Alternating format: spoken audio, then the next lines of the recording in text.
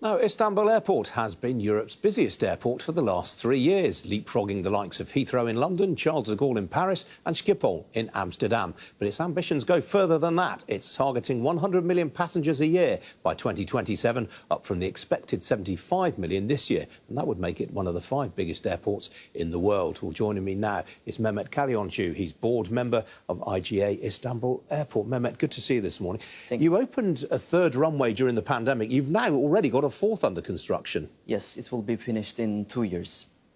Right. And what have been the challenges thus far?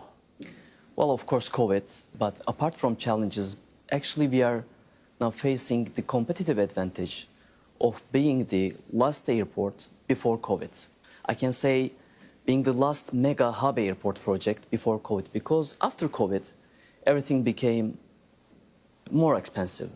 There is shortage in workforce, shortage in logistics, and shortage in materials. So doing something, building something is hardest than ever. I can see that many mega airport projects are being delayed. They are postponing either expansion programs or greenfield investment programs. So we are having a share which we were not expecting to have this soon. And also the second advantage, because of timing, is that we are the first mega hub airport after the climate crisis. Now, many airports, even in Europe, are facing many challenges because of climate change and unordinary weather conditions. Our airport is world's biggest LEED Gold building, so we have the most sustainable airport, the latest one, the newest one. So we didn't have the same problems that the older airports had. You touched just now on competition. Do you regard your prime competition as the likes of Heathrow and Charles de Gaulle and Frankfurt, or is it these super hubs in the Middle East, Dubai and Abu Dhabi? Of course, both geographies are our rivals, but we have something they don't have. We have Turkish Airlines, and we have the relationship with Turkish Airlines better than ever. Not British Airways with Heathrow or not Lufthansa with Fraport.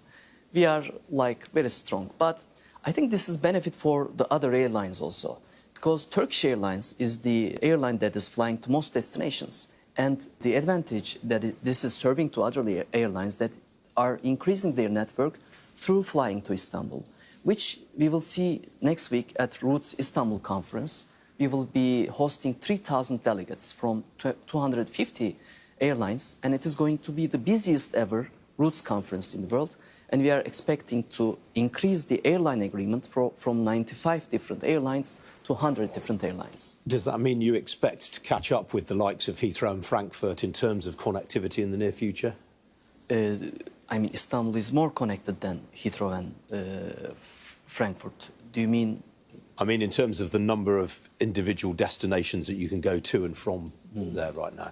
Istanbul has more destinations than them already.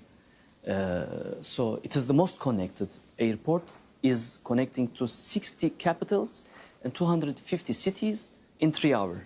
It is a geographical advantage, but what we have faced is we use this geographical advantage with the advantage of timing. As I said, first airport after climate crisis, last airport before COVID crisis. That time frame, I think 5 to 15 year time frame, we were the only ones that built such a mega hub airport. Now, Mr. Samsunlu, who was your chief executive for the last 6 years, has just stepped down. When do you expect to appoint a permanent successor for him? Before the end of this year. Very good. Mehmet, good to see you this morning. Thanks very much indeed for joining me. Thank you so much.